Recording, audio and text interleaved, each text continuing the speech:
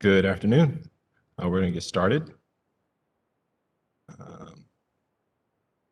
Welcome to the Public Safety and Government Operations Committee.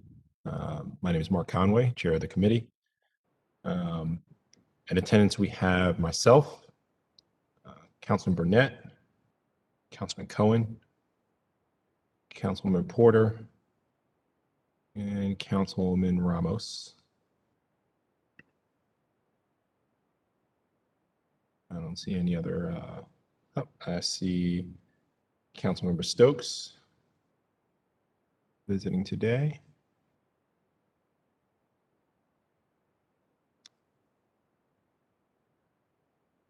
And if there's anyone that I missed, please do speak up so far as members of the committee or other council members visiting us today.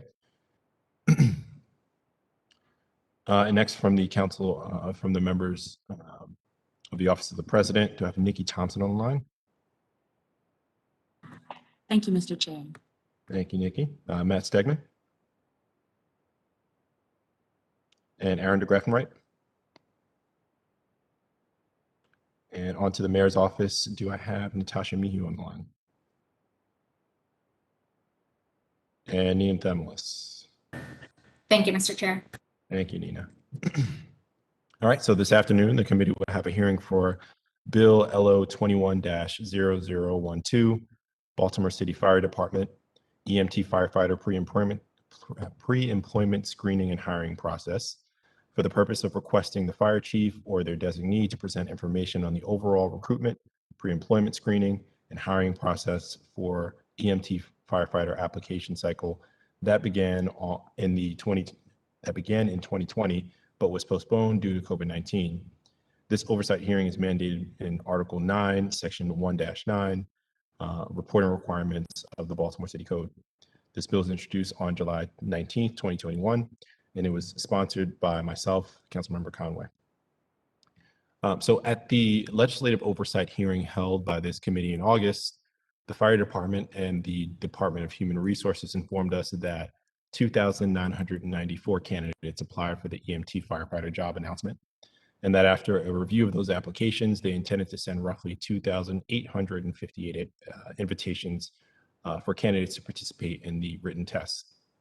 The written test was held from Tuesday, August 31st through Thursday, September 1st.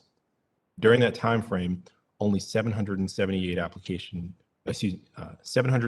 applicants participated in the written testing portion, meaning that the department lost an estimated 2,080 applicants. These numbers follow a similar pattern where in 2015, the fire department lost approximately 3,921 applications between the initial application and the written test. During the August oversight hearing, a member of this committee pointed out that two equity barriers disqualified a large number of applicants during the 2015 testing process. First email invitations sent out by DHR were sent to an applicant's spam folder. And two, the test was held during business hours with no evening or weekend options for working candidates that may not have been able to get off work to participate in the test. So why is this important? Why does it matter? Well, back in 2009, when the fire department opened the job announcement for EMT firefighter, they accepted paper applications. They informed candidates of their written test date and location via postcards in the mail, and they held the test on the weekend. The result was that of the 2,173 people who applied, 1,497 showed up to take the test, a loss of just 673 people. So I'm going to go over a formal request that I've been making, that I'll be making on behalf of the committee, which I believe will help to resolve some of these issues. And then I'll open up the floor to any comments, concerns, or questions from members of the committee that may have them about this topic. And so before the hearing, yeah, let's do that. Can you bring it up, please? We sent out a letter with a request with four very basic requests. Thank you. The first of those requests is for DHR and the fire department, so that when the fire department hosts its physical ability tests and oral board interviews, we wanted to request that the Department of Human Resources use the NeoGov self-scheduling application to allow applicants to pick the testing sections that are most conducive to their schedule, realizing that in this past section, we lost a lot of folks for that reason. The second piece would be to schedule dates and times where the fire department can host interested council members at the Fire Academy to give us a tour of the physical ability test course. And I might try to do it. We'll see. Next, the committee wanted to request a full schedule of the practice sessions that the department will be hosting for eligible applicants who are participating in this phase of the application process. I want to request that the day, evening, and weekend sessions be made available to accommodate for equitable considerations for each candidate. And I want to keep a log of the candidate names who participate in the practice sessions to measure the impact that it has on final outcomes. And then finally, I want to request a schedule of the dates and times that the department would be hosting the physical ability test. So with that, I want to open up to comments, concerns, questions from the rest of the committee. Any questions? Mr. Chair, is this the time to ask questions of the department, or we're just asking about this particular request, which I appreciate. I think this is great data that we need. And I'll be happy to try to participate as well in the physical agility test. Sure. For both, to clarify the request, if folks have questions about that, but then also the department, if the department is able to answer those questions at the time.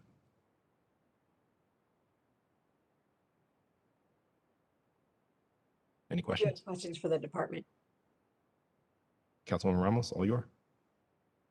Thank you, Mr. Chair. Let me just see who's here from the department. There's Chief Ford. Hi, Chief Ford. How are you?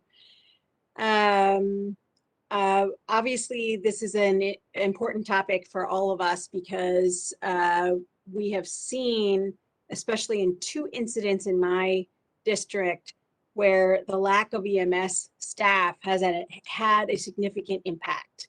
And so I guess I wonder, particularly for the incident that happened with Elijah Gorman, who was the football player at Mervo. It took the EMS 45 minutes to get to him. And that was a life and death situation. So I'm hoping that the department understands why we're doing this deep dive into EMS, because it literally is a matter of life and death. And so I am hoping that these schedule changes can happen, and just wanted to get your sense of the commitment from the department to help us with the data that we need, and also my commitment to you that I'd like, you all are going to be at my town hall this weekend, so job fair this weekend, so that we can start recruiting more people. But this is super important for all of us. So just want to get your sense of the urgency here from you all as well. I currently nationally, I know that we're not only are we having challenges with hiring EMS, nationally every agency is, and NBC just did a report on it in respects to some of the challenges, but we're very aware of the challenges. We have a complete EMS recruit class in right now. We have another one going in, I think, in a couple weeks. So we've been very aggressive with that process. The EMS positions are quasi open continuously. They don't open. They open and close. They open and close based on being able to draw down the applications and do interviews and begin the process. Then it opens right back up. We started doing that, I guess, around just over a year ago, ish, or it might be less than a year.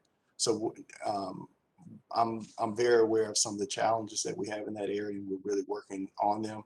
But I want to also make sure I get you the response times on that call, because I want to make sure that I don't have it before me, but I looked at it right after the incident, and I want to make sure I get that information to you.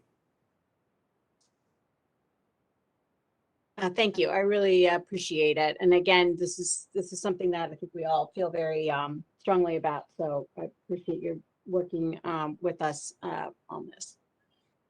Thanks, Mr. Chair. That's it. Thank you, Councilwoman.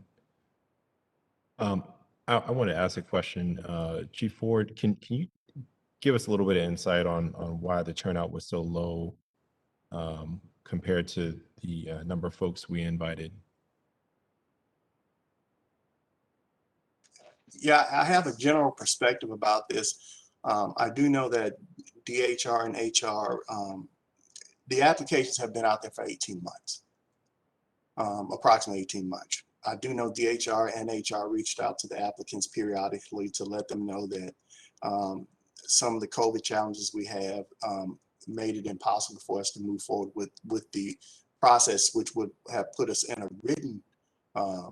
written test component. And historically, the written tests have been given in person. So we continuously pushed it back.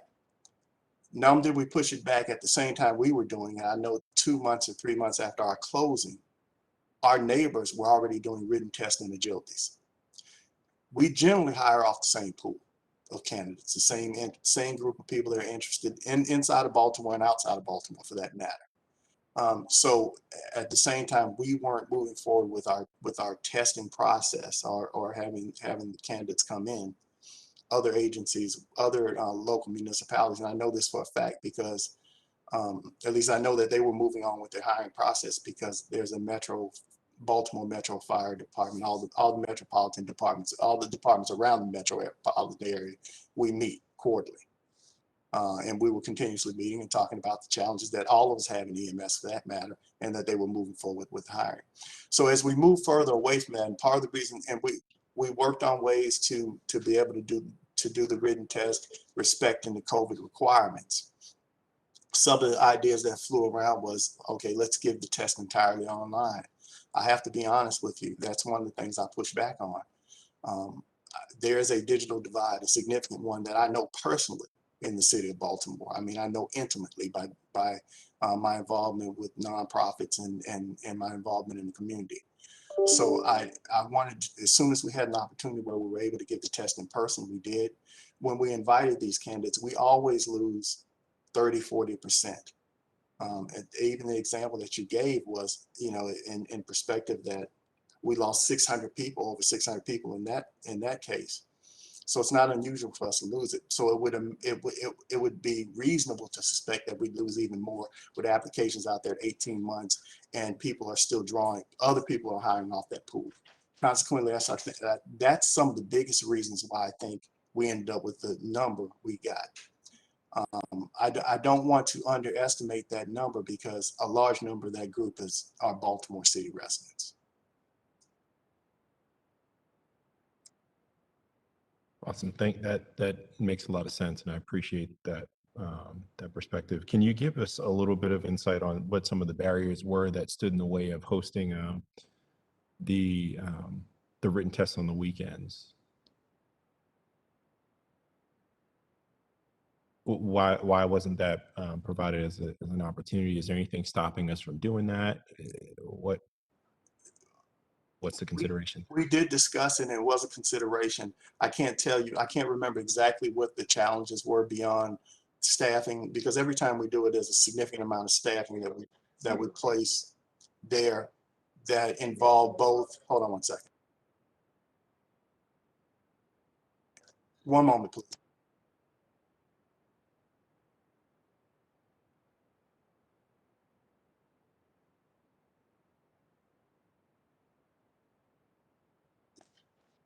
I'm sorry, there were people speaking outside my office. So that's the amount of staffing that would take and the amount of people that normally work day work and the overtime that it would generate. I would think that that would also be part of the component that's involved in this. Thank you. And I'm curious for HR, for DHR, what the prospect is of using the NeoGov system as a solution to make sure that as many people as possible are able to squeeze into those test dates. Have we looked into that? And is there any reason why we weren't able to leverage that tool this time around? Good afternoon, Quentin Herbert, Director of DHR. And Councilman, I received the letter that you referenced very shortly before the hearing. I have my team now looking at our NeoGov contract. It may be that we don't have that functionality in our contract.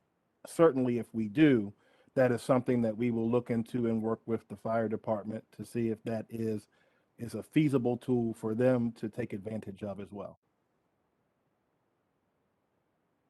Okay, yeah, thank you. I appreciate that. And I know you guys just got that letter maybe an hour or so before this hearing, and I didn't want to take too much time getting into the details there, but I do think it's important that we think about solutions to this for the future. If there are tweaks that we can make to make sure that as many people as possible can make it through that testing portion, I know it would be a huge benefit to us, of course, as a department. So I appreciate your diligence and continued focus on this effort. And look forward to following up with you guys about each of the requests that we put in that letter. The chair. Yes, Councilman Stokes. So yours. Can I just ask a question? Yes, please go ahead. This is for Chief Ford. I was just listening. They was talking about the recruitment, some of the issues y'all have in terms of recruitment. Are y'all using your cadets as the recruiters one? And are you using those young people who already just got in or became EMS? Are you using them to go to these schools to talk to young people and just explain to them how, rewarding job it is, it has good benefits? Because a lot of times our young people, if you send somebody that's a lot older than them to go and tell them to recruit, you really don't get their attention. So my question is, what kind of media, what kind of recruitment are you doing besides application or something online? Are we using our new EMS employees or the cadets to reach out to a lot of these schools? Yeah. Thank you for the question, Councilman. We have been extraordinarily deliberate about this because we do have a lot of young people that we can use as the face of the department, and we made sure we did that. But also we made sure that the faces were very diverse, and I mean from Caucasian, African American, Latino, Asian, male, female, members of our LGBTQ community. Not only did we send them out, we literally did videos. We did a mass video that I think was entitled, "Are you ready?" I can't remember right off the top of my head the title of it. If Blair's online, maybe she can come in on it. But we were very aggressive about that. We were sending people out to schools, to colleges, to events, and we made sure that they were reflective of the plethora of the type of people, which is the myriad of people rather that we'd like to have in our organization. And if I think Brandy, are you on the line? Brandy headed up some of our recruitment, if she can speak to it as well.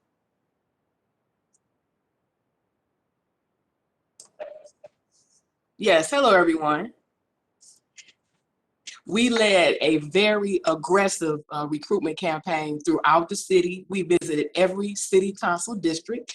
There were 68 of us. As Chief Ford stated, we came from every background, Black, white, male, female.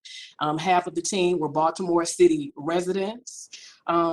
Blair, she started a recruitment campaign called Are You Ready? I literally hit the streets myself in our campaign that we call Boots on the Ground. And our team members range from various ages.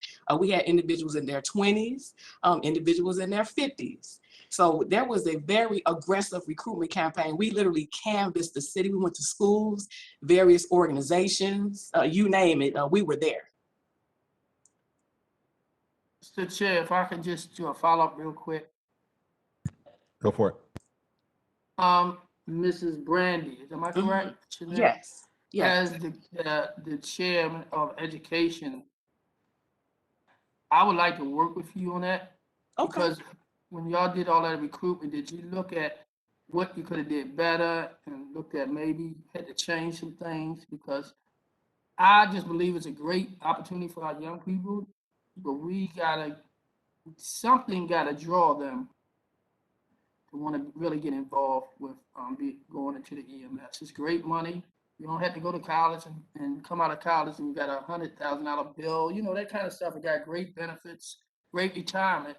So as the chair of education and part of my responsibility is workforce development, I would like to work with you and Let's find link out, up. just pick your brain and find out exactly what y'all did and how we can change it and make it better. Because I think this is a great opportunity for our young people, you know, to if you look at the workforce development in Baltimore City, you have older people now. So we need to get out there and get some young people involved so they can come to Chief Fords and all that. And if we not Yes, absolutely. getting them in there from the beginning, then we got a lot of work to do. And not just me as the chair, but the committee chair and the whole council. I'm sure they would love to see somebody come through the ranks of Baltimore, and now they are the new chief, like Chief Ford. You know, that's what I look at when you talk about opportunities. So I am in the city global. If you Okay. can just shoot me your email information, I'll be glad to sit down and talk to you and see how I can help also. All right, Thank you, Bill. Mr. Chair. All right. I'm gonna link up with you today. Actually, I'm gonna send you an email so we can link up. Thank you so much for the offer. Thank you, Councilman Stokes, and couldn't agree with you more on all those points. Any other questions from the committee or any other visitors? And before I acknowledge anybody, I want to acknowledge Councilman Costello has joined the hearing, and Councilman Glover has also joined the hearing. Any other questions before we close out? All right, we'll move on. We're going to put this hearing in a recess and move on to our next bill. So the next bill that we'll hear is Bill 21-0063R. It's an informational hearing and evaluation of the Deferred Retirement Option Program as a retention strategy for fire and police personnel, for the purpose of requesting the Executive Director of the Baltimore City Fire and Police Employees Retirement System, the Board of Trustees for the Baltimore City Fire and Police Employees Retirement System, the Director of the Department of Finance, representatives from the Baltimore Police Department, and representatives from the Baltimore City Fire Department come before the City Council to discuss the Deferred Retirement Option Plan, DROP, analyze current and former participation in the program, brief the Council on policy differences between the original DROP program and the DROP 2, and share what modifications the city can make to the policy that would allow us to use it as an incentive to retain veteran fire and police personnel. This bill was introduced on September 20th, 2021, and it was sponsored by Councilmember Yichi Slifer. Councilmember Slifer is not with us today. I'm here. Oh, there you go. Yeah, on for the other hearings also. Excellent. Well, the floor is yours, Councilman. Thank you so much, Mr. Chair and members of the committee. So, as I stated when I introduced this bill, the police department and also sometimes the fire department has more of a retention problem than a recruitment problem.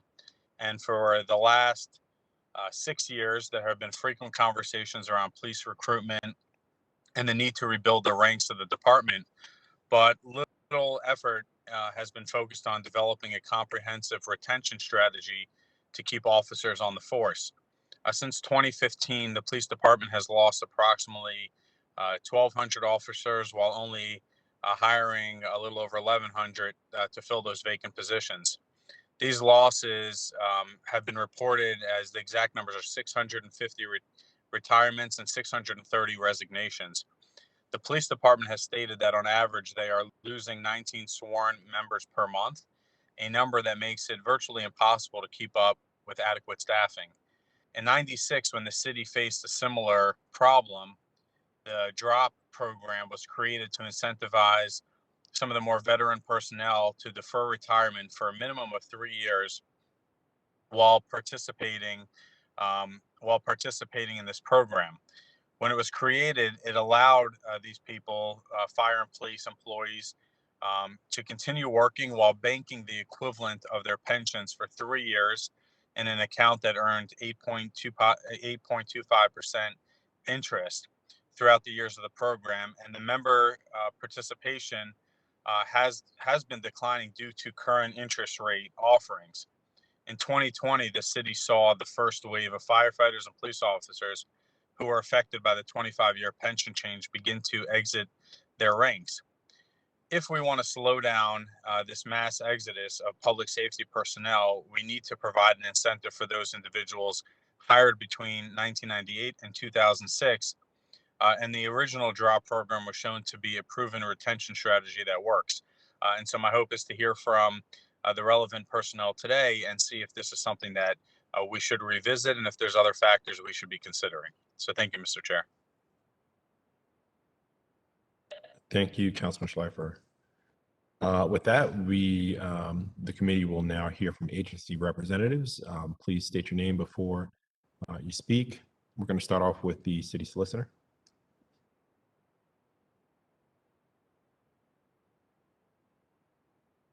Do we have somebody from law?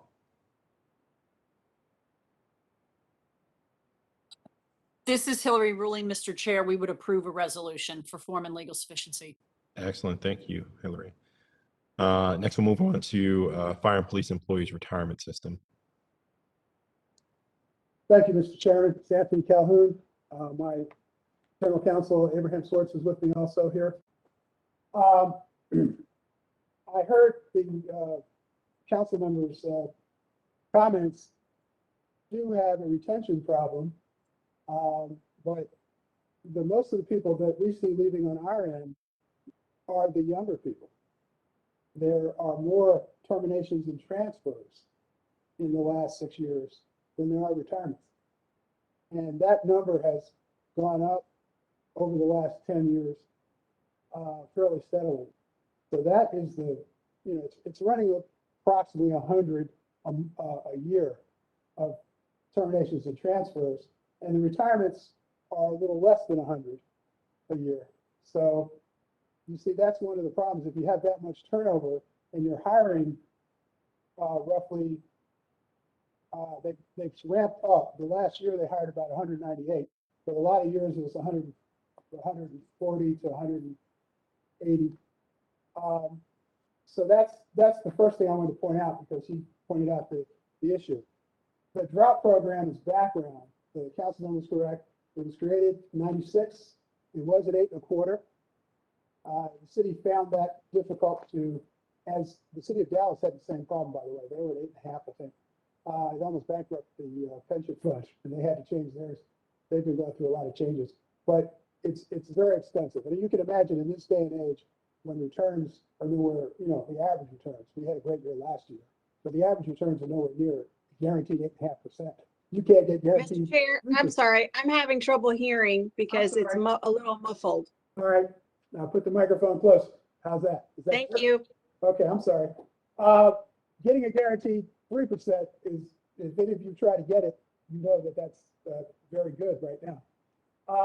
Because you can't get that anywhere else. But as the way the program works, as the council member mentioned, you're right. When they reach retirement eligibility, they're able to start putting not only what their pension would be if they had retired. We calculate it. That goes into the pot, as well as their 10% contribution. And remember, police and fire do not get Social Security. I just want to make sure everybody understands that. So the 10% that they pay toward their pension is their retirement, other than what they put in deferred comp from this city. But the 10% plus the actual pension calculation, whatever it is, goes in for 3 years. At the end of 3 years, there is also an extended period where they can get their pension recalculated to their new high 3, high 3. AFC. Either AFC, we call it, but it's basically the average of their high 3 years. And that's an incentive to stay around even a little longer, because when that goes up, the pension automatically jumps So for the police department, that's an added incentive. But to get the full benefit. Mr. of the Calhoun, block- is it possible for you to get a little closer to the mic or potentially hold it? Oh, well, I can try to turn it up. How's that? Is that better? Yeah, if you can talk into it, that might help. I think you're looking at a screen and Yes. talking to the screen. If we increase the, we look at the pension, as I was saying, they get the 10% plus what they put in from their actual pension calculation for 3 years. They can extend it. They get their AFC recalculated if they stay an additional period of time. And that is beneficial and makes the pension even bigger. But to get the full amount for the current members, it's 3.5 years. So it'd be 31.5 years, I'm sorry, of service total to get the maximum benefit. So there is an incentive there, but it is long. And most policemen do not stay around 30 years, whereas the firemen stay past 30, very many often. So that's another point that the way it works right now. But I'm seeing the terminations and transfers as being a bigger problem than the retirements. Yes, they need to step up recruiting, but I know that's not easy. I can take any questions. I didn't want to get into all the weeds of drop. There's a lot of issues here. Thank you, Mr. Calhoun. We're going to get through the agency reports and then we can come back to questions, and I'll start off with Councilor Schleifer. But next week, if we're done, we can move on to the police department. Good afternoon, Chairman Conway, members of the committee, Councilman Schleifer. For the record, my name is Michelle Wurtzberger. I'm the Director of Government Affairs for the Baltimore Police Department. I am joined today by a host of BPD members. With us is Chief of Staff Eric Melanson, Chief Shala Graham, Director Sarala Facey Diatz, Director Amy Guevara, and Shannon Conway. We do stand by our bill report, but we are ready and willing to answer any questions you may have for us, sir. Thank you, Michelle. Next up, we got the fire department. Mr. Chair, committee members, council members, we have no objections to this bill. We stand by our report. Thank you, Chief Ford. And last but not least, the Department of Finance. Good afternoon, Mara James for the Department of Finance. We stand by our report and defer to the other agencies on this matter. Thank you, Mara. Now I'll open up the floor to questions, starting with the sponsor of the bill, Councilman Schleifer.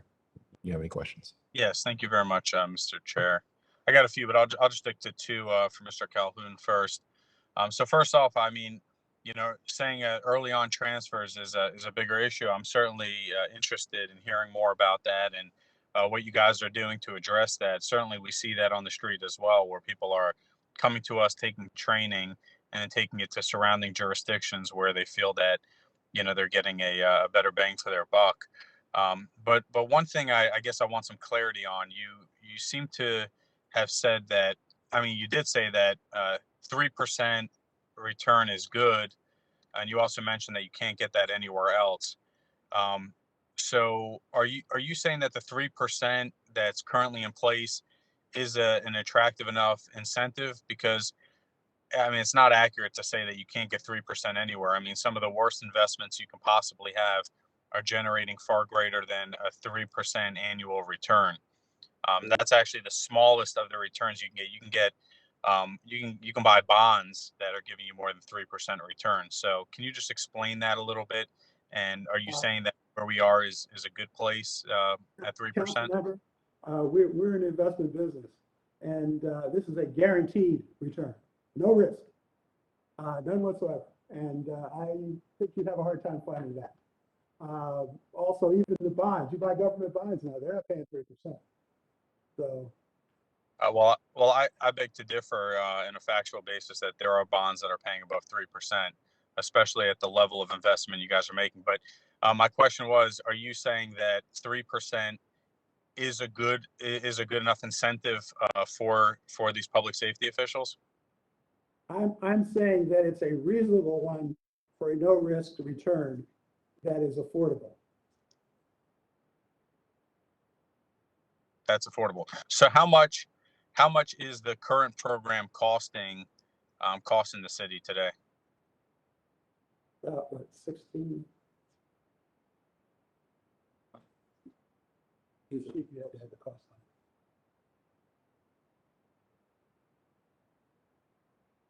That was 2018.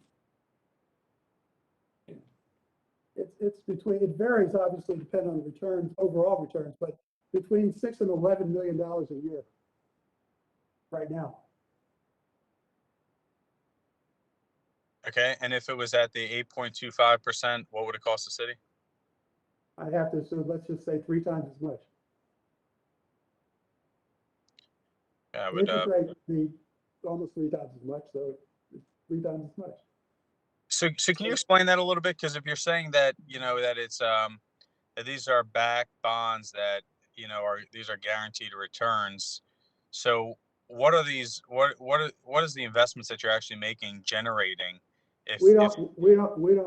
It's all pooled into the investment. There's no separate investment. It's all part of our pot of money.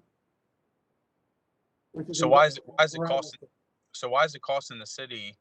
Why is it costing the city that much money if you're saying that the money is being generated on where the funds are being invested?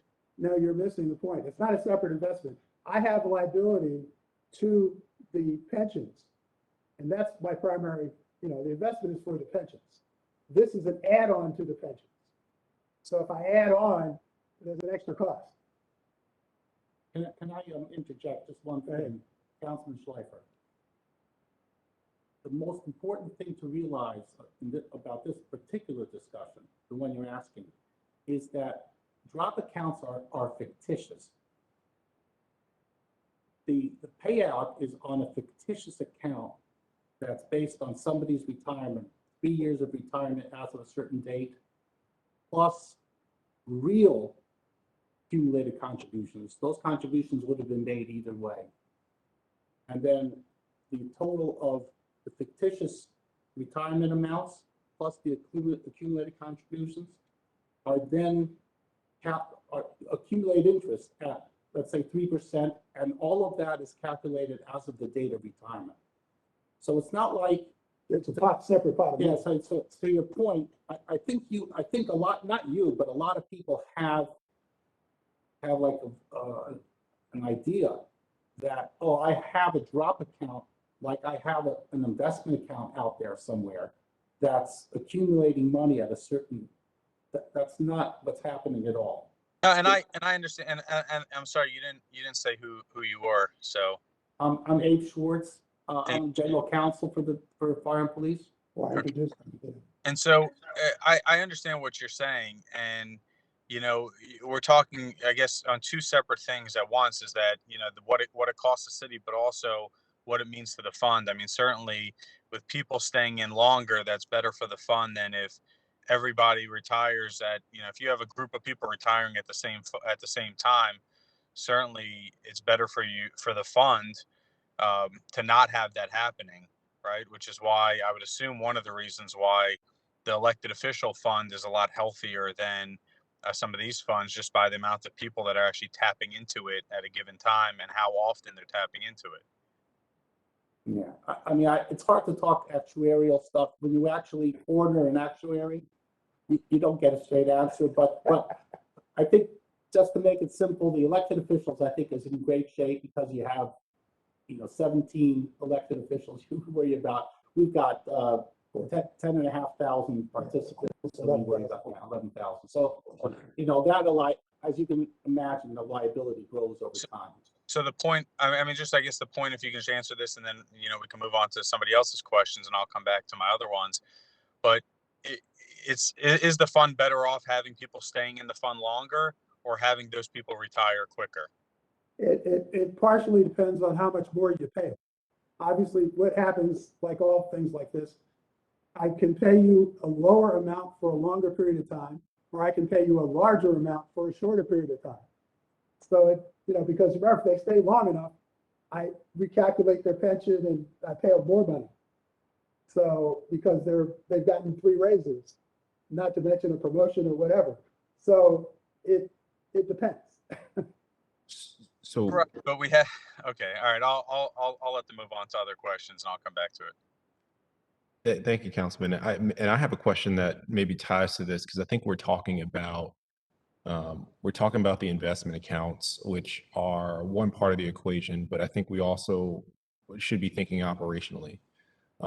What are we spending by way of overtime in order to backfill these positions? Because now this person who is eligible to retire has retired. And if you begin to compare those dollars, yes, it may cost us more from an investment perspective, but we pay double that time and a half to backfill those positions with overtime. And are we accurately accounting for that additional costs operationally? I'm lobbing that question out there. Anybody can answer it. If no one has an answer, totally fine. But are we thinking about it that way? And is that something that we should be considering when talking about the relative cost? I will tell you, Councilman, Mr. Chairman, I can't think of it that way. I just have to deal with the people we have in the system. I can tell you though that overtime, I've worked in other jurisdictions. Overtime in public safety is, it's fixed. It's going to be there. If you guys try to get rid of it all the time and it never goes away. So I don't care how many people you hire, a certain amount of it's going to be there. This is 30 years of experience. Okay, so with governments, but yes, there's some savings there, but it doesn't affect me. Now, if the city wants to take that money and pay me more money, yeah, I can do anything, as we all can. The fire chief will tell you he can do anything too if you get more money. Everybody will tell you that. But the point is that you want a reasonable pension plan. Ours was determined to be reasonably competitive at the 3% level. Some of them, there are other jurisdictions where it's maybe pegged to the 10-year treasury, which is nothing, and other markers that go up and down. Ours is you get 3% no matter what the market does, what anything, guaranteed. So that's a pretty good deal. And like I said, it appears you're losing people that are not collecting a pension. It's not, the retirements are pretty steady. Your bigger issue is the people that are leaving early who are not collecting a pension. And that helps the fund. It doesn't hurt the fund at all. It helps it, but it hurts the city in terms of what's the turnover problem and what can you do about it. Now, I don't know if that's more money up front, because for young people, again, this is anecdotal, but the ones I talk to, the younger ones want, the more money is their bigger issue because they're trying to raise families and live and so forth. And 30 years from now, they are not thinking about that, or even 20 years from now. Chairman, if I could. Please, yes. To answer your question regarding overtime and deployment decisions, again, Eric Mawasson, Chief of Staff for the Baltimore Police Department. And, respectfully, I would disagree with Director Calhoun on the prevalence of overtime in our agency and its perceived permanence. We've reduced overtime over the last 3 years from 50 million a year to now 35 million in the previous fiscal year. So I would have to challenge that with all due respect, Mr. Calhoun. But I do think that it is a very important question on whether or not we can speak to the overall package of why an employee separates, why they separate potentially early in retirement versus, whether or not they achieve full benefits under retirement, whether they choose to remain longer. We have valued, that experience, and it's very beneficial to us, because even if I hire a new employee tomorrow as a police officer, I can't operationalize that officer until after they've completed the academy and then field training, which is 9 months later. So, it is important to us to ensure we're doing everything we can on retention. As Director Wurzberger mentioned, the department, in its bill report, would support any effort to find any retention strategy we think works. And we have no objection to having a study done on ways to improve our drop program if that's one of the tools in the tool bag. But make no mistake, it is not exclusive of what a retention strategy looks like. We have a host of issues that we're looking at. We are looking at pay overall as part of our collective bargaining efforts. We are looking at working conditions and facilities and fleet and everything that really speaks to why a member chooses to remain until that 25-year mark or even longer, or why they would choose to separate sooner. As far as the data on separation, as the director intoned, over the last 5 years, when we look at it year to year, it's about a half and half composition of that retirement versus resignation before full retirement eligibility. So basically, does a member leave with 25 years of service, or did they leave prior to that? And when we look at those that are leaving prior to retirement eligibility, in the last 5 years, and we look at that voluntary separation group, it is 66% of that group, which has 5 or fewer years when they leave the agency. So we are losing folks on the front end of the career ladder. And so that is a big focus for us. And, we want to make sure that this, among other retention strategies, are definitely looked at. And we're willing as a department to entertain whatever we can to retain members for as long as we can because of the needs for staffing in our department. So I just wanted to be on record for that, if that's okay. Thank you, Eric. And I think. Mr. Chairman, I want to apologize to Eric. I was not beating up on the department other than to say that the battle over overtime is a historic battle that has been fought between legislatures and public safety in every jurisdiction. That's all it's saying. Understood. No matter what the number is. Certainly, no, that's absolutely right. Eric, I wanted to touch on a couple of things that you mentioned. So first, the timeline. You guys mentioned that you're looking into these issues. Is there any sort of formal report being drafted to understand why folks leave in this first five years or so? So yeah, I mean, part of what we've done in the past is we have had surveys done, intensive surveys done in partnership with the Mayor's Office of Performance and Innovation, looking into this exact issue.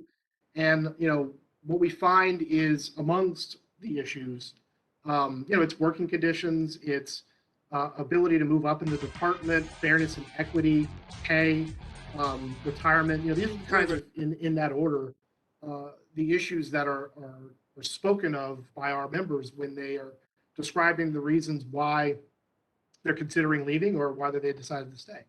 And so for us, it's that iterative process, not being satisfied, whatever we can do to improve year to year on not just recruiting members into the agency, but also encouraging as much retention as we can.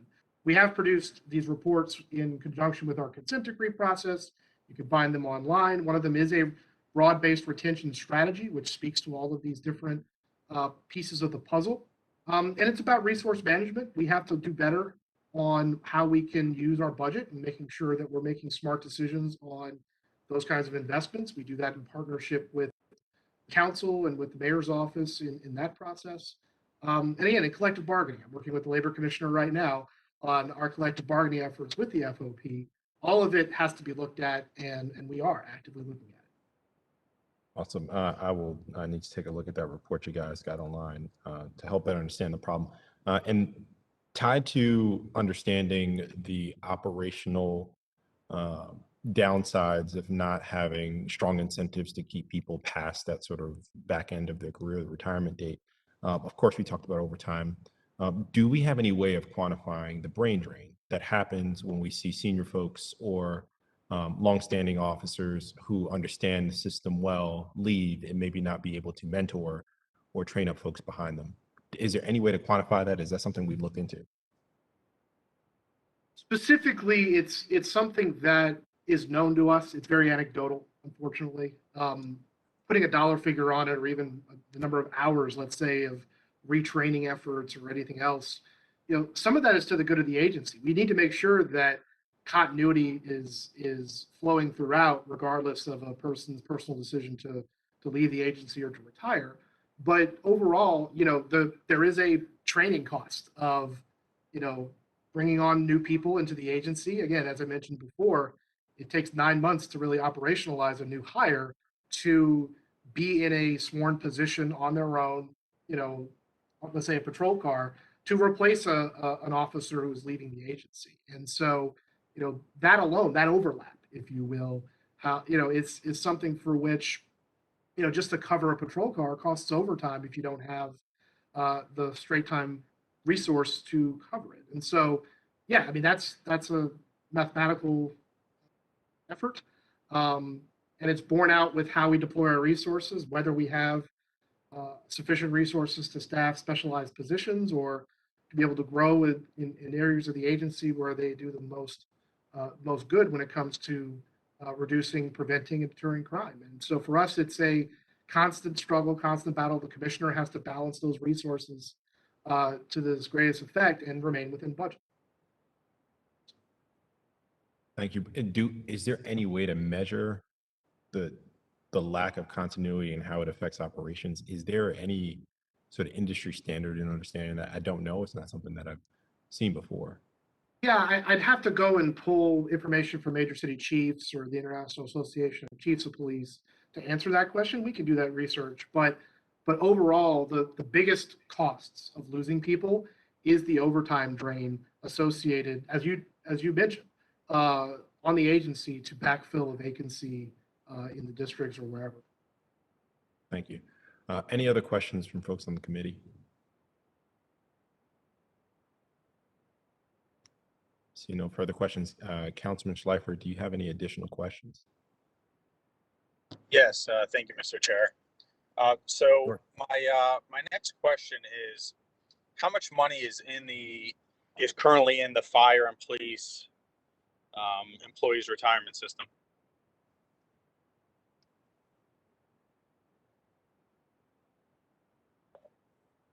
Approximately $3.5 billion.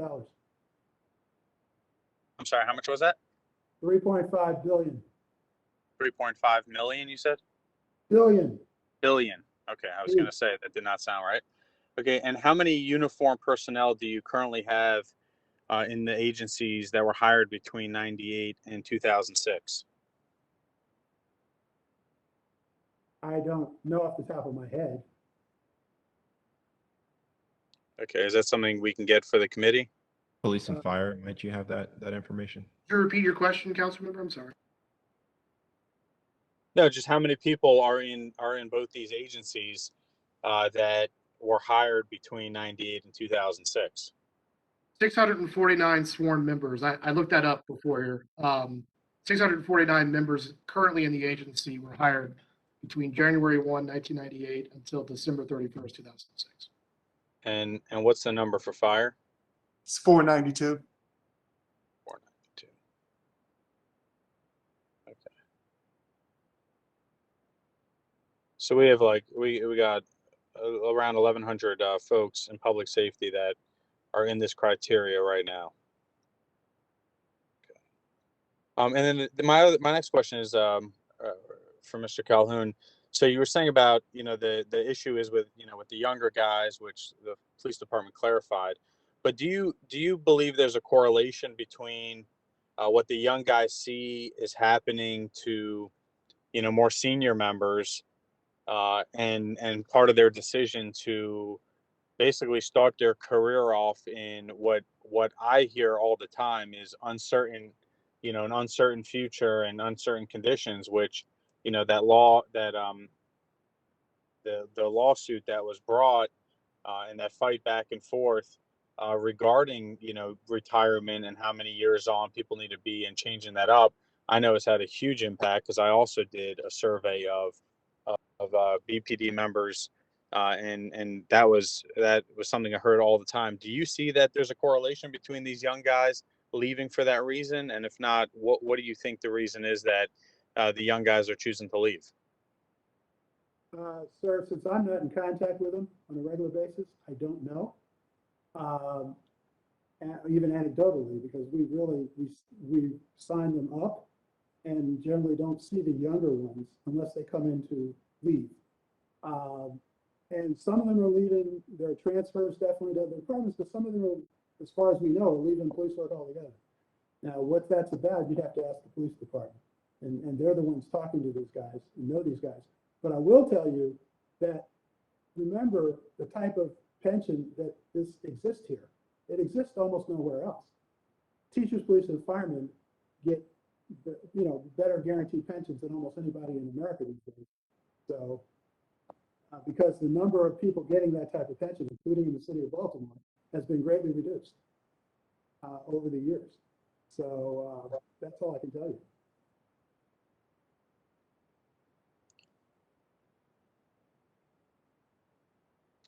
Okay, Mr. Chair, should I keep going or? Actually, yeah, you can go ahead. Keep going. Sure.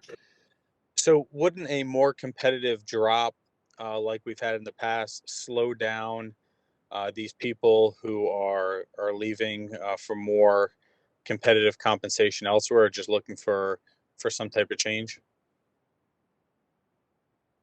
In my opinion, I don't think it'll affect the other ones because I don't think they look that far ahead. For the older ones, I think you'd have to do some kind of survey, but I know that ours is fairly competitive as a drop. So I don't know, what we're supposed to do. There may be other issues, and I think you'd have to do some kind of blind survey or something to try and figure out what the issues are. Councilman, if you mind, if I jump in, I want to Sure. ask a question related to that. So with the change in the program, did the pension system see an increase or decrease in employee participation? And to that answer, can you explain some of the contributing factors to those outcomes? About 85% of the people that become drop eligible participate in drop. So 85 to 90%. And with the change, did that go up or down? It stayed about the same. Hasn't changed so far. Now maybe the next 5 or 10 years there may be a difference, but right now it's being consistent. The ones that are eligible are pretty much going in, the vast majority of them. And then we talked a little bit about this, the drop of the rate from 8.25% to 5.5%, then 3%. Can you give us a little bit of insight on what some of the factors were that dictated that change or resulted in us changing it? Well, remember, we had, we had an underfunded plan.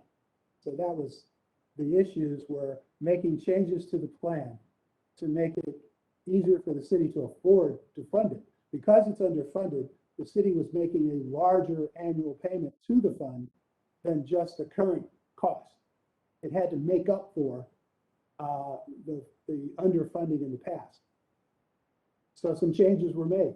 And one of them, there was an entitlement to the increases were based on the performance of the fund and a share of the profits, so to speak, above the rate that was expected rate of return. A certain portion of that was shared with the retirees, which could, it's kind of like in good years you give away some money, but in bad years you don't get it back. So that led to some problems. You also had a situation where the drop was very expensive. Very few places had a drop at over 8%. And the few places that did were having also financial problems. Like I said, I pointed to the city of Dallas as one of the examples. But most places didn't have one that high, but the few that did were having trouble and had to change it because it was just too expensive. Remember, you're retiring people, even at 25 years, they're getting 50% of their pay at an age that they're eligible for 50% of their pay. They're often, 50 years old, some of them younger than that, which means you're going to pay them for 30 years. With a 2%, a potential 2%, if they don't get to the 2%, that was another change. The increase, instead of sharing the return, they got a guaranteed payment, but it was stepped. They don't get the first increase until they're 55, and then at 65, they get the full 2%. Very similar to what the other employees who are in the ERS plan. It's very similar to that. It's identical. So that's what it's done. But now the employees that are in ERS are grandfathered, and their newer employees aren't even in that plan. So that, those employees don't have as good a pension in terms of guarantee. So that was the changes that were made as part of reducing the cost to the city, because in the future, the city's increase would have been greater and greater and greater. It would have been unsustainable. Because more and more of the money would have gone for retirement, less money would be available to the council for budgetary purposes. That's what would happen. So they tried to get it at a point where it was more controllable. Got it. Thank you. Any other questions from the committee or from the sponsor, Councilman Schleifer? Yeah, if nobody else has questions, I'll ask a few more. Go for it. Okay, so how many people participated back when the percentages were higher, when it was the 8.25% and the 5.5%, versus how many people are currently participating now?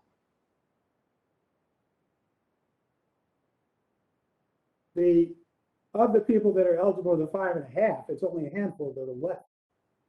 It's about 31 people in the police department and 76 in the fire department right now that are in the 5.5%.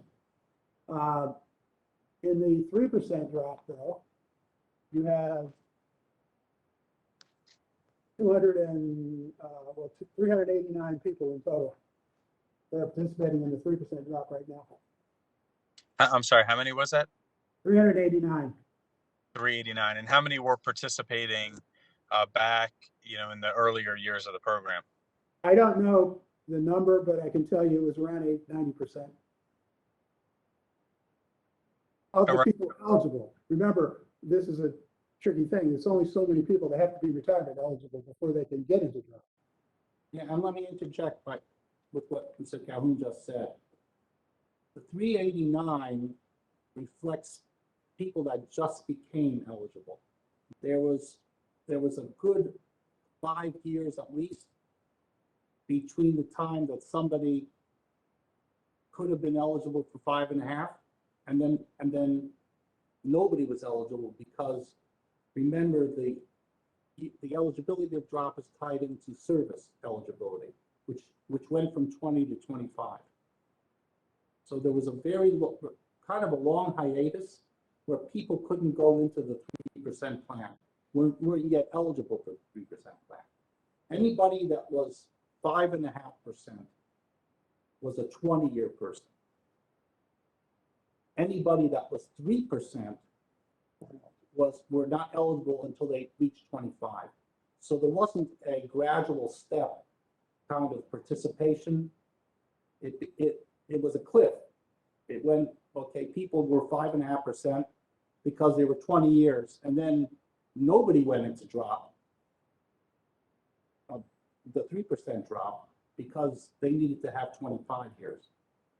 So that's why the 389 is going to continue to grow. It's the number that's going to grow because it's the new eligibility and it's the new plan, but you're not going to have that. You don't have that many right now because they haven't been eligible for so long. And yeah, they went in the last 3 years, basically. That 389 is people that went into the plan in the last 3 years, roughly, 3 fiscal years. Right, and I hope it makes it difficult to really get the full grasp of the program and to compare without knowing the numbers of the people who, joined in when the incentives were better than they are today. And so when trying to compare, that makes it a little more difficult to understand without having that number. So certainly that is a number that hopefully can be provided to the committee if we can get just a listing of, the numbers of participants in the program over time since it started back in 96. And so when the program was created, did it accomplish its intended objectives to keep people on staff longer? Yes, because in order to go into drop to get the money, you've got to stay longer.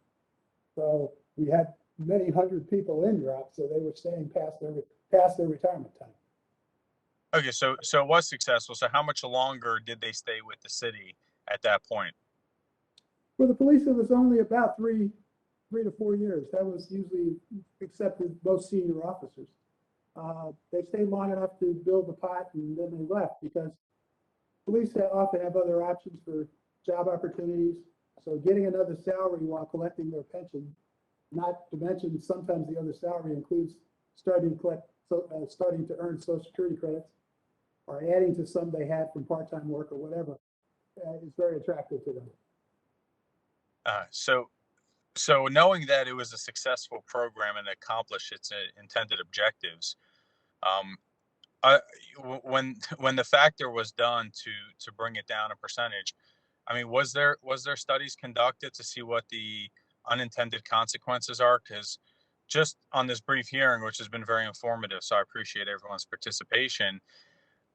I see that, you know, it's on one hand, you have, you know, it's costing one pocket or the other. And the question is, you know, on behalf of the entire city, is what's the total cost? We know overtime is high. We know training costs are high.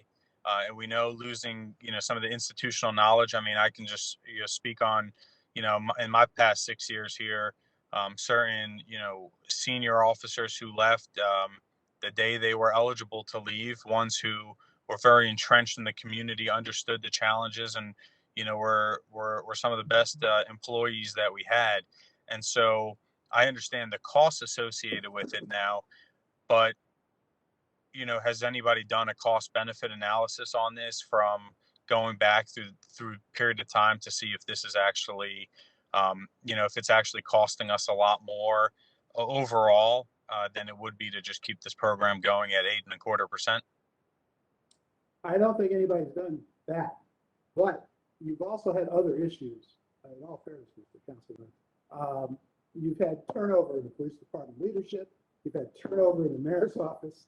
You've had a lot of issues going on, and that affected too.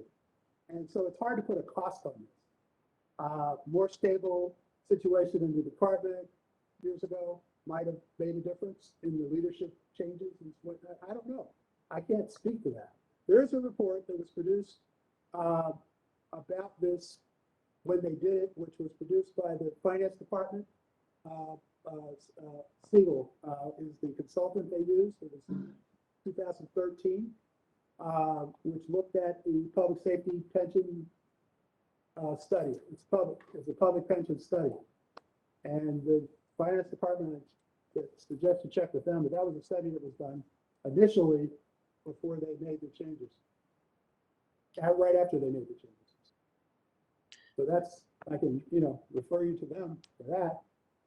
Yeah, I mean, so basically everything I'm hearing, it seems to me that it makes sense to explore increasing this percentage yet again with all the other factors that you're mentioning, such as turnover in government, turnover in police department leadership. You know, until the current situation and the current commissioner, you know, has provided, you know, a steady hand. But prior to him being here, there has been a lot of turnover. And so I understand that those are other factors. I would think that even more so now than ever before, that it would be important to increase this percentage and have these external, you know, these external incentives put into place to keep those officers on board. Because over the next few years, even if all recruitment efforts provide fruitful, we're still a few years behind even trying to catch up. So it seems to me that right now we need these officers to stay on an additional 3 years more than we ever did before. Well, there are other ways to do it. You can give them things that are not pensionable, but you can give them cash. And so why are you opposed to the pension idea? If that was a proven method and that was a proven program that worked, like why reinvent the wheel? Why try something else? Why not it's just not proven. It almost bankrupted the city, so it's not proven. It wasn't a good idea. That's my point. Yeah, I mean, if I can. I don't know, bankrupt. If the retention, the cities being able to afford it aside, which is a very big issue. I don't believe the retention aspect was ever proven. Right. In other words, what we're trying to convey, maybe we haven't conveyed it well, is that people are leaving way before their eligibility, are leaving for various reasons. And people that are staying for eligibility are very likely would have stayed anyway. So to say that, oh, well, drop is helping them stay is, I don't think it's a fact. I mean, you're stating a fact which I certainly who have been an observer here for like 35 years, I don't see that as a fact, that this is a good retention tool. Maybe yes, maybe no, but it's not easy to prove. What we can tell you, and you pointed out very correctly, with all these different changes and different numbers, it's hard to follow. We can tell you participation rates in drop have stayed the same despite the lowering of the interest rate. So people are participating in drop at the same rate. It has not affected drop participation at all. And that, you know, to me, that's a very important point.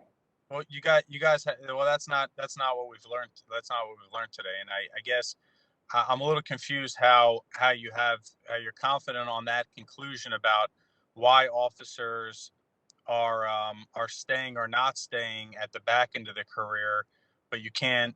But the same reason, the same way you were saying that you don't know why the younger officers are leaving. I'm not sure how, without the same tools that would tell you why the younger officers are leaving, without having those tools, I don't know what tools are being tapped into to determine why or why not older officers are staying. And so I don't know that it's a foregone. I don't know why older officers are staying. I know that they're participating in drop at the same rate. It's two different things.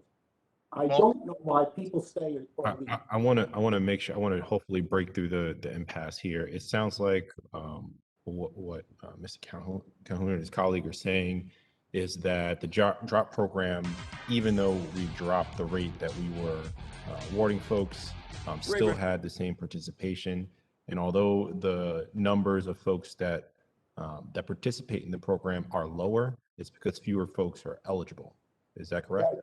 That is correct. I think what Councilman Schleifer is maybe trying to get to the bottom of is maybe when these folks who are younger see the opportunity that in 25 plus years they can join the job program at a higher rate, maybe that will keep them later on. And so this maybe I don't know that we have quite the data today to answer that question. And I think it would be worth looking specifically at that point. Can we potentially use this as a tool to keep some of the people who are maybe not at that 25-year old, but see that as an attractive reason to get to that point and stay past that point? Is that clear? And is that would you agree with that, Councilman Schleifer? That's clear to me. I would say that covers part of it. I mean, I get back to, I think the only, the next steps, in my opinion, would be to actually have, a study conducted on this to actually determine the numbers, because a lot of the numbers that have been requested, haven't been available based on, how many people participated, whether or not it was successful. We heard that it was successful, that people did participate. And so seeing what those numbers are and seeing if that is an incentive to keep folks is important. But I think what's also just as important, if not more important, is finding out what it's costing us not to be doing this, because there are other costs, other factors such as training, overtime, that we don't know how much it's costing us.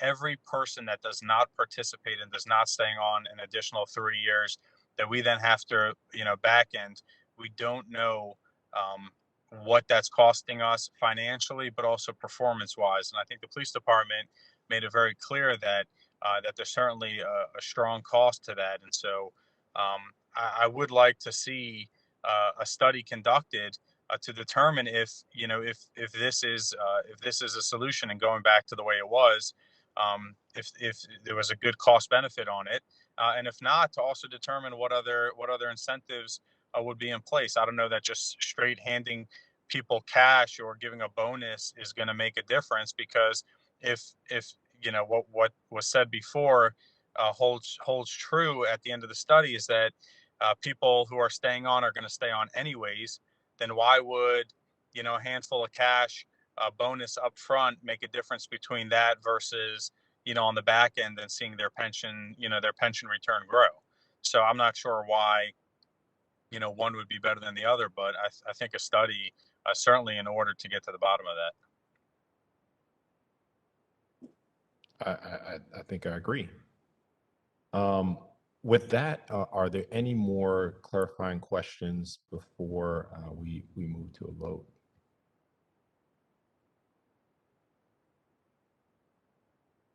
All right. With that, actually, before we move to a vote, we need to move to public testimony. Forgive me.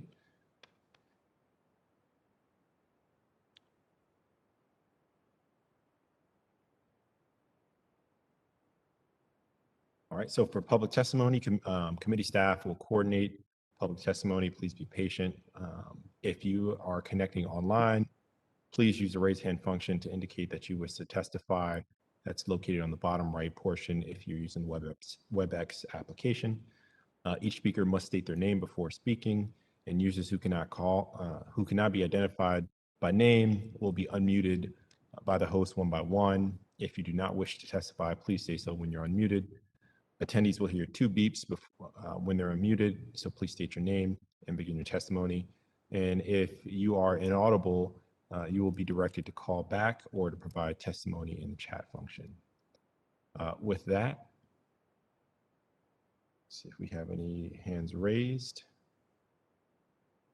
Do not see any hands raised. Do we have anybody on the phone line?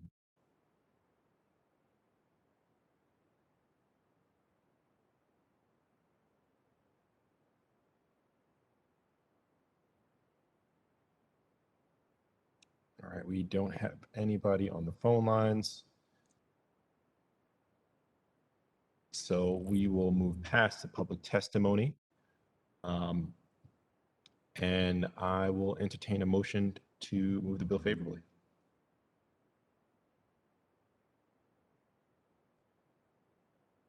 So moved. Motion to move. Second. Moved by Ramos, seconded by Glover. Conway, aye. Burnett. Aye. Cohen. Aye. Costello. Aye. Glover.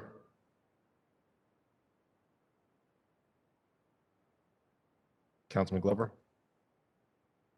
Aye. Porter. Aye. And Ramos. Yes. This resolution passes unanimously and will be announced for second reader at the next council meeting. And we're going to move on to our next bill. We have 2 bills left. Excuse me 1 second.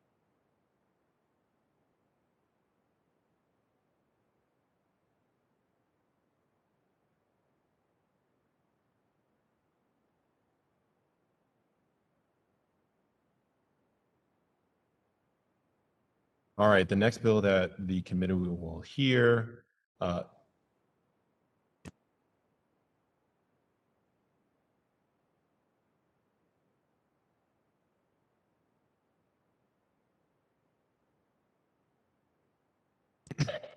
right, the next bill that we will hear is Bill 21-0106, Study and Report Oversight of the Baltimore City Fire Department, for the purpose of requiring that the Baltimore City Fire Department, in consultation with certain other agencies, submit a report to the mayor and city council evaluating the policies, practices, and internal control systems of the department, and evaluating the potential establishment of an office dedicated to compliance and investigations within the fire department, and providing for a special effective date. This bill will be introduced. It was introduced on July 19th, 2021, and it was sponsored by Councilmember Chris Burnett. Councilman Burnett, the floor is yours. You know, I know we talked about this pretty extensively at the initial hearing. I did have an opportunity to meet with staff from the mayor's office and the fire chief to discuss further, and I think we still have a little bit of a ways to go, but I did send the committee members a few amendments to be considered today. Mr. Chair, you know, your choice on if you want to move them today or not, you know, because like I said, we talked earlier, and you know, we will continue to work with the fire department to try to come to some level of agreement. But if you want it, I can walk through the amendments for this bill, and we can discuss. Yeah, let's talk through the amendments. We can go right into that. Okay. And I do want to note that the fire department, these amendments were drafted by my office.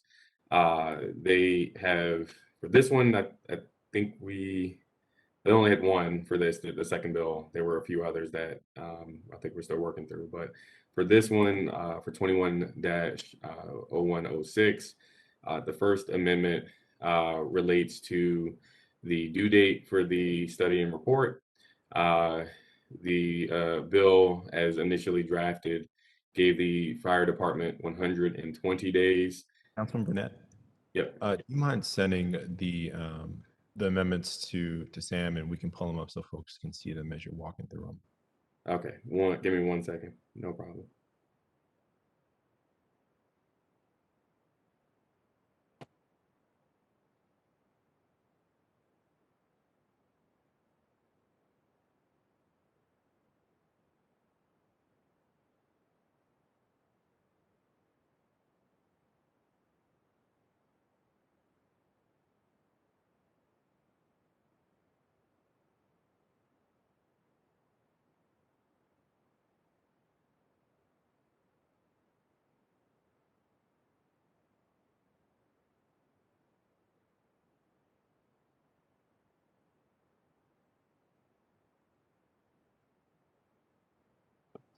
Okay.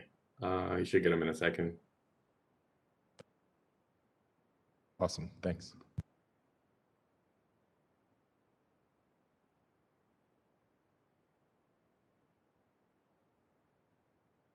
Yeah, and I think because we didn't have the amendments to share, I don't think we vote on the amendments today. I want to give council members a chance to read through them all.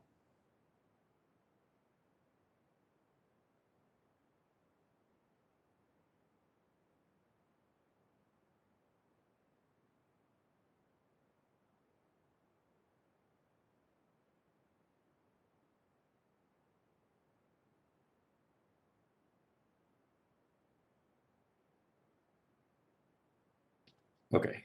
All right. There we got it up. All right. So the first was amendment number 1 relates to the due date. The initial bill version of the bill had the due date at 120 days. In speaking to fire department staff, and I won't speak for the chief, but there was discussion about administrative support and the ability to complete the study and report in that time period. The department did request a 365 days to do the report. The amendment that I'm putting forth sets that at 240 days, which would be about 8 months. And while I absolutely understand administrative support being needed for these reports, I also would note that this body does need to be able to move a little bit swifter in our response and in our ability to assess the department's operations. And so pushing out a report for a year doesn't really accomplish that. I felt that adding another 2 months to the timeline was a good compromise. But again, I'll allow the fire chief to respond to that. The second amendment strikes out some of the concerns, or addresses some of the concerns that the law department raised as it relates to disclosing some information that could compromise negotiations and with the union and collective bargaining negotiations. I'll stop there. Those I'll talk about in the next bill. We're not on the next bill yet.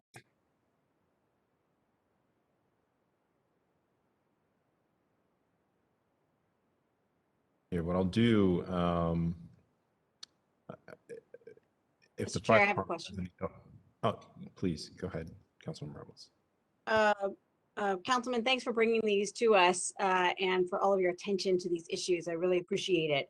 You said you wanted to add 2 months to the time frame. The amendment right now actually doubles the time frame. So if we wanted to just add 2 months, it would be 180 days. Sorry, I misspoke. The 240 is correct. My math. Okay. I just wanted to make sure that we were, yeah. The 240 was what I meant. Sorry. Right. No, I understand. And I'm wondering also, we are seeing that the administration is signing bills, literally taking the 3 meetings, which is sometimes another month and a half before bills get enacted. So I wonder if we can sort of put that time frame in somehow where and this is something I have to deal with one of mine, is that, can we subtract another 30 and just hope that the department is actually going to start right when we pass it on third reader. I know that's not usually done, but again, that's sort of the pattern that we're seeing. So you're saying take it to 210 days? Yeah, that's good feedback. Like I said, we are working to schedule another meeting with the fire chief, so I'll take that back. Thank you. And that's a good point, because I was waiting 3 meetings for one of my bills. I'm like, is this happening? What's going on? So, okay. Thank you.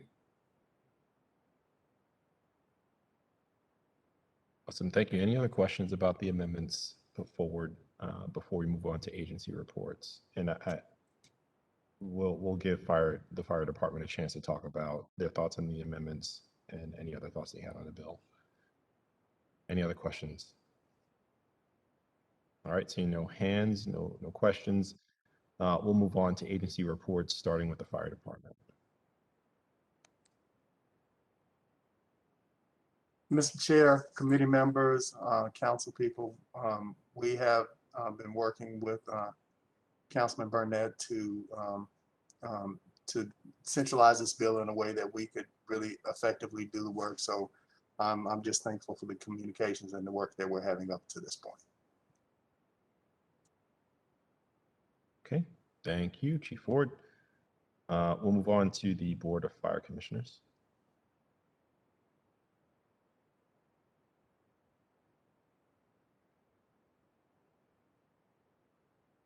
Do we have a representative from the Board of Fire Commissioners? I don't think anyone's on it today. Thank you. The Administrator's Office, City Administrator's Office.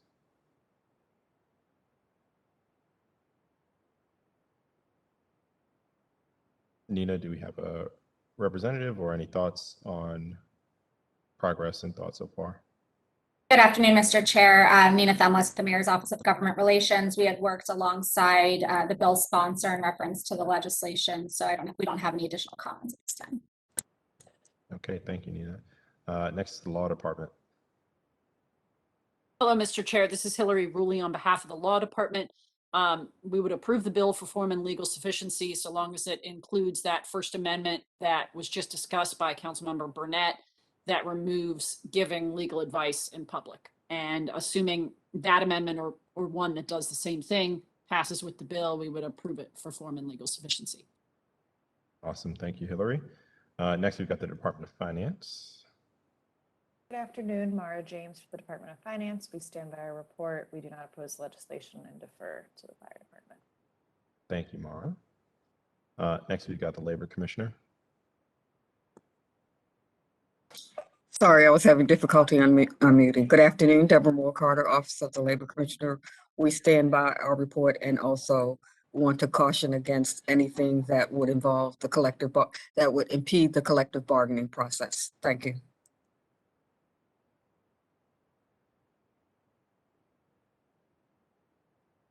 Next, we've got the IG's office.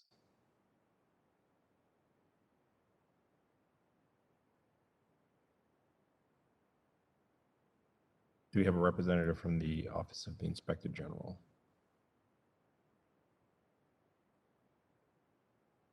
Okay, seeing no representative from the IG's office, we'll move on to the Office of Equity and Civil Rights.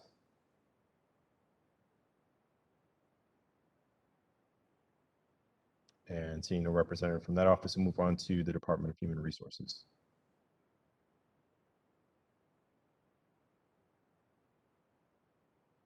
Hi, this is Joanne Ashton on behalf of Department of Human Resources.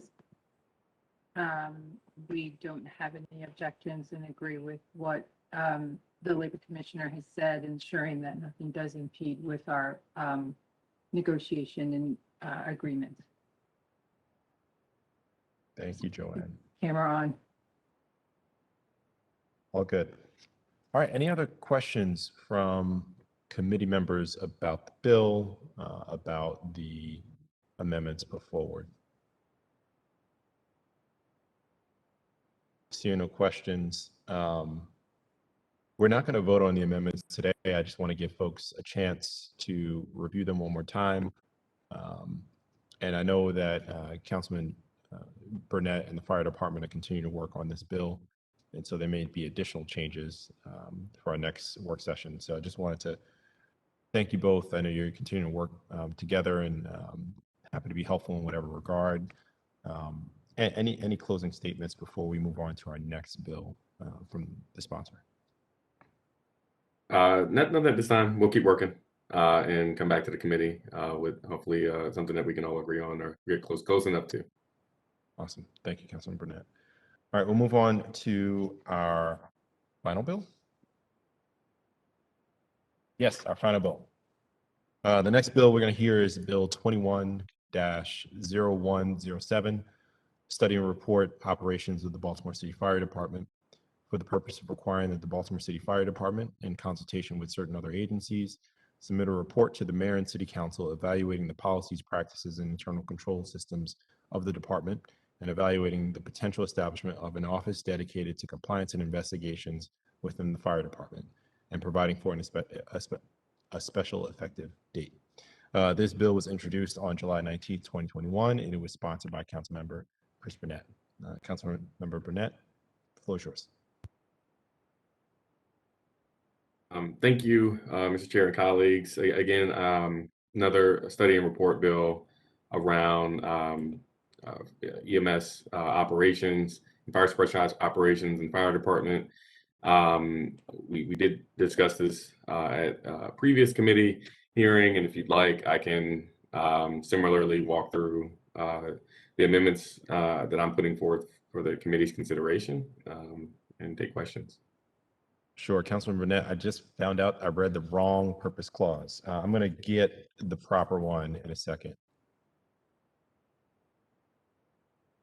Oh, there we go. It's up now. So this bill is 21-0107, study and report of the operation of the Baltimore City Fire Department for the purpose of requiring the Baltimore City Fire Department, in consultation with certain other agencies, submit a report to the mayor and city council evaluating departmental operations, fire suppression, and emergency medical services staffing, community risk reduction programs, and the performance management programs, and providing for a special effective date. So sorry about that mix up. Got a little crazy with the copy and paste this time. And so we had some amendments here as well. You want to just get out on the table. And I think because, once again, we haven't had an opportunity to review these in advance, I think we're going to hold off on voting on them. But if you could walk us through what they are, that'd be helpful. Sure, we'll do. So if you want, you can pull them up, and I can, or Sam can pull them up. Thank you, Sam. Okay, so amendment number 1, similar to the last bill, takes the, or at least the first part of amendment number 1, strikes 180 days for completion and substitutes 240. And I'll take, again, Councilmember Ramos's feedback from the last bill on this one as we continue to discuss this with the administration and the fire department. It also addresses a concern. So the area that says strike lines 20 through to 26 was feedback from the fire department around collective bargaining and similar recommendations to not put out certain information publicly. And so, but it does substitute language that we think does not violate that by looking at what other departments are doing, so that we aren't necessarily violating any or raising any issues in those negotiations. Amendment number 2 is the exact same thing. That is in response to communication with fire about collective bargaining. Same for 3. So those are all addressing those concerns. There are others that we are still working through with the fire department that I didn't have for consideration today. Thank you, Councilman. Any questions about these amendments? They seem pretty straightforward.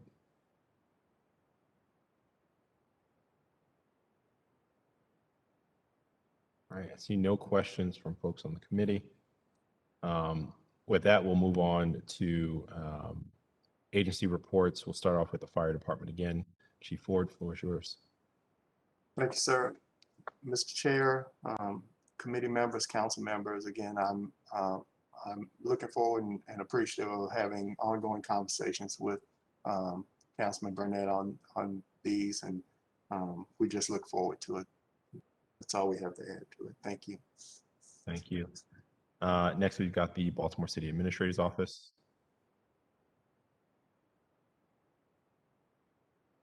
Good afternoon, Mr. Chair. Nina Themlis with the Mayor's Office of Government Relations. So the City Administrator's Office stands by its report and looks forward to continuing conversations with the bill sponsor and the fire department. Thank you, Nina. Next, we've got the Law Department.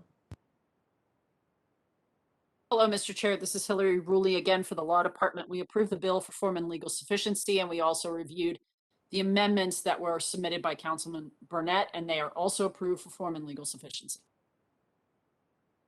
Thank you, Hillary. Next, we've got the Department of Finance. Good afternoon, Mara James for the Department of Finance. We stand by our report and do not oppose this legislation and defer to the fire department. Thank you, Mara. Next, we've got the Labor Commissioner. Good afternoon, Deborah Moore Carter from the Office of the Labor Commissioner. We stand by our report and once again caution against anything that would impede the collective bargaining process. Thank you. Thank you. Next is the Office of Equity and Civil Rights. I don't believe Director Moore is on this call, so we'll move on to the Department of Human Resources.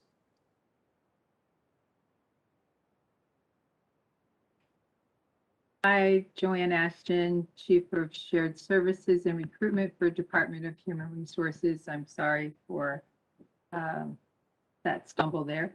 But yes, we continue to stand by our comments earlier along with the Labor Commissioner. Thank you, Joanne. With that, any questions from the committee about the reports or any of the amendments? Okay, seeing no questions, we'll move on. As I said, we are not going to be voting on the amendments today, certainly not voting on the bill today. Councilman Burnett and the fire department are going to be meeting to work out some of the details on the bill before we do another work session on this. But to that end, Councilman Burnett, any closing statements before we conclude this hearing? No, we're good. What you said. Keep talking. Awesome. Thank you. Thank you. All right. Well, this hearing is in recess, and I think we're done here. You guys have a great day. Thank you all. Be safe. Thank you.